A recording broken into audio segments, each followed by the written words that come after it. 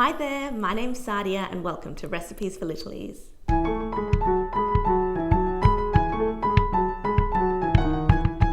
Today I'm excited to share with you my ultimate baked cheesecake.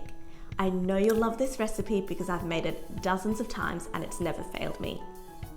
Make sure you keep watching to my top tips so you get the best results every time. This is one of those recipes that always gets compliments from family and friends.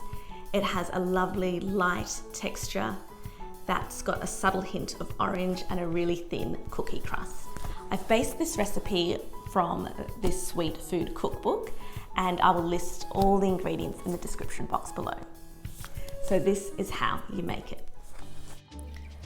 For the crust of this baked cheesecake, you will need 250 grams of biscuits, 100 grams of butter, and 1 teaspoon of mixed spice. Here I'm using cinnamon and nutmeg. For the filling, you'll need 2 cups of cream cheese, 1 tablespoon of orange zest, and 3 tablespoons of freshly squeezed orange juice. You will also need 3/4 of a cup of caster sugar and 4 extra large eggs. For the topping, you will need 1 cup of sour cream, 1 tablespoon of caster sugar, and 1 tablespoon of freshly squeezed orange juice. In terms of equipment, you will need a springform tin and a spatula, as well as a food processor. If you don't have a food processor, you can use an electric mixer or a stand mixer. This cheesecake's broken into 3 components: the base, the middle part, and then there's a topping. So we're going to start off with the base, which is really simple. All we need to do is break up a pack of biscuits into a food processor. If you don't have a food processor, you could use a rolling pin to crush the biscuits right down to a crumb.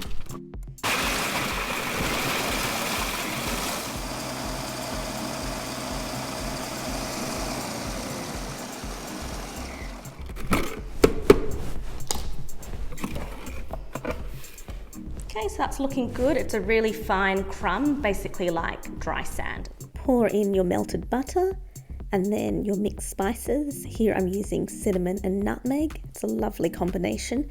If you like these flavors, check out my granola recipe and I'll just link it up above. Okay, so lid back on. I'm just going to give that another quick process. Okay, so that looks really good. It just feels like wet, sticky sand. So now all I'm going to do is transfer some of this into the baking dish.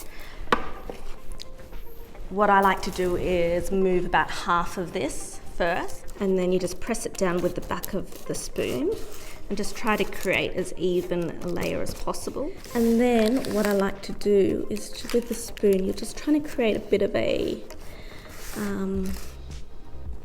just a border to then be able to put the sides on. Okay, so now that we've got a layer there, tip it and then just press along the edge. You do have to be quite patient with this step because the crumb isn't super wet, so you do need to press it down. I find this step to be the trickiest, but all the rest of the steps are really easy after this. Okay, I think that will do. I'm just going to pop this into the fridge, and in the meantime we'll prepare the filling. And then preheat your oven at 180 degrees Celsius or 350 Fahrenheit. So now we're going to move on to preparing the filling. So I'm just going to pop in the cream cheese into the food processor.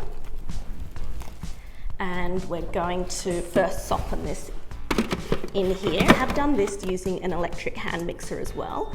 So if that's all you have, it will work as well.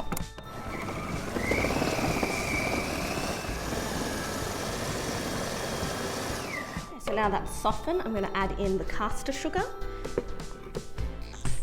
And it is important to follow this order. I find it just results in a much smoother, creamier cheesecake. Just going to scrape the sides down.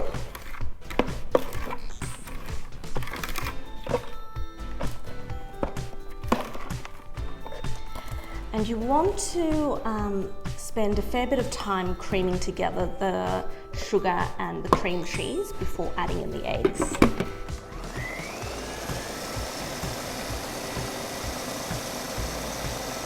Okay, so that's looking really good. It's quite creamy and smooth and glossy. Okay, so now all we need to do is move on to our eggs. So I like to just crack the eggs into a measuring cup or a separate bowl because we will be adding the eggs in one at a time. You'll see what I mean like in just a moment. Now all I'm going to do is pop in one egg. Pop. All you need to do is to continue to add in each egg one at a time and give it a quick process in between. Just going to open this up and just give it a scrape. So here I've got a tablespoon of orange rind, finely grated. And I'm going to add in the freshly squeezed orange juice. I like to add in 3 tablespoons. Just going to give that one final mix.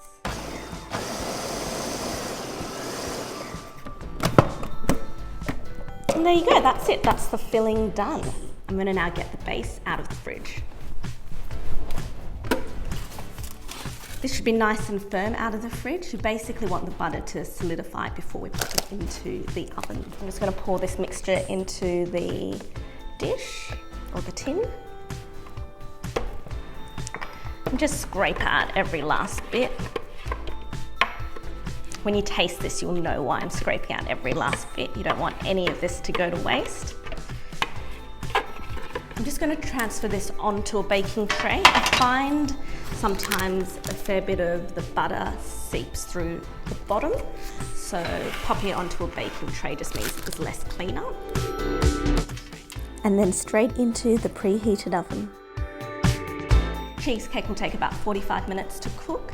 I do like to check it at about the 35 or 40-minute mark, just to make sure it's not overcooking. Once the top is set, that's when it's a good time to add in the topping just for the final bake. But I'll show that to you in a bit. All there is left to do is to make the topping, which is the final layer of the cheesecake. Just requires 3 ingredients, some sour cream, a tablespoon of sugar and a tablespoon of orange juice. And that's freshly squeezed orange juice. I'm just going to pop the sour cream into a bowl, or I'm using a jug. I'm just breaking the sour cream up a little bit so it's just easier to incorporate the other ingredients. So here's the sugar and adding the orange juice, so that will just give it a little bit of flavour. And then we just give that a good mix.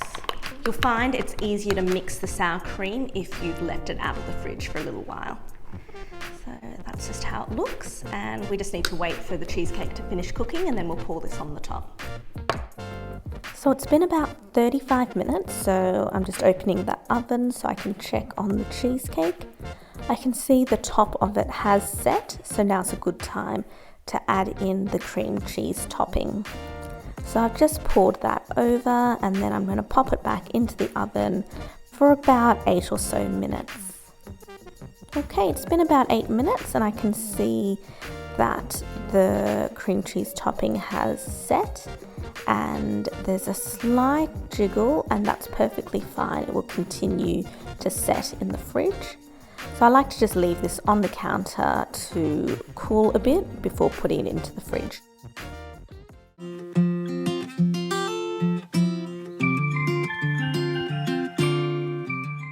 Here is the cheesecake after it's been chilling in the fridge overnight. Now I'm just going to show you how I remove it from the tin and decorate it. All we need to do is unclip the side of the springform tin, and you'll see how easily this comes off, all nice and clean. Next we need to take the cheesecake off the baking paper in the bottom of the tin. An offset spatula like this can help you do this, or you can do what I'm doing, just gently turning the cheesecake on its side and pulling off the baking paper from underneath. Have your serving dish close by, so all you need to do is pick it up and move it quickly onto the dish. Now for the fun part, decorating your cheesecake however you wish. Today I'm using a bunch of fruit to decorate, some strawberries, blueberries and sliced oranges.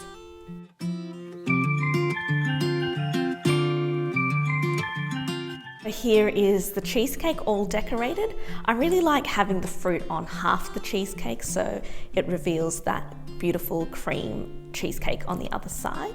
But really you can decorate it however you like. I often have it served just plain with dusting of icing sugar as well. Time for my top tips. Number 1, use the back of a spoon to press the cookie base against the tin. This will help you achieve a thin crust. Number 2, add the eggs slowly into the cheesecake mixture. This will ensure you have a nice smooth texture. And number 3, allow enough time to completely chill in the fridge. I recommend for at least 8 hours or overnight. Thanks so much for watching, and I really hope you give this recipe a go. If you'd like to see more desserts, let me know by liking this video and leaving a comment below. And if you haven't subscribed, I'd love for you to do so by hitting that subscribe button and notification bell. Until next time, keep cooking.